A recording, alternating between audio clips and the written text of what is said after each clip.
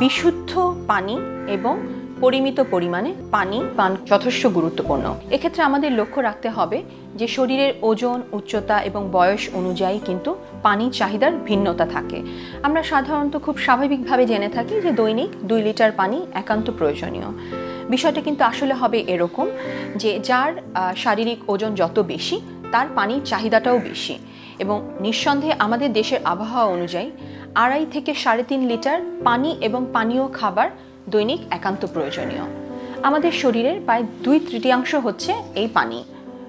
আমাদের যে অত্যন্ত গুরুত্বপূর্ণ একটি অর্গান ব্রেইন, মস্তিষ্ক, তার 90% হচ্ছে জলীয়। এছাড়াও আমাদের মাসেল অর্থাৎ মাংসপেশিতে প্রায় 75% হচ্ছে পানি। আমাদের বনে আছে, হাড় এবং অস্থিমজ্জাতে আছে প্রায় 22% পানি, এবং রক্ত এতে আছে 85% পানি।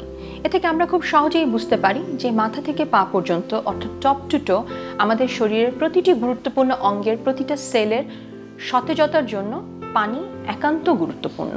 এক্ষেত্রে আমাদের লক্ষ্য রাখতে হবে পানির বিশুদ্ধতার বিষয়। পানিটা অবশ্যই হতে হবে বিশুদ্ধ এবং কিছু কিছু ক্ষেত্রে পরিমিত। যেমন কিডনি রোগী, এদের ক্ষেত্রে পানির পরিমাণটা যথেষ্ট গুরুত্বপূর্ণ। এই পানির পরিমাণটা আমরা নির্ধারণ করি সাধারণত তার ইনপুট আউটপুটের উপরে। সারাদিনে তার শরীরে যতটুকু পানি বের হচ্ছে তার উপরে তার পরের দিনের পানির ইনটেকটা নির্ধারণ করা হয়। পানি একটি অত্যন্ত গুরুত্বপূর্ণ ভূমিকা পালন করে বিভিন্ন কঠিন রোগ থেকে আমাদের রক্ষা করতে। তার মধ্যে অন্যতম হচ্ছে ক্যান্সার। মূত্রনালী এবং কোলন ক্যান্সার থেকে নিজেদের রক্ষা করতে বিশুদ্ধ এবং পরিমিত পরিমাণ পানি যথেষ্ট প্রয়োজন। এছাড়াও পানি আমাদের শরীরে বিভিন্ন বর্জ্য এবং টক্সিনকে শরীর থেকে নিষ্কাশনে সহায়তা করে।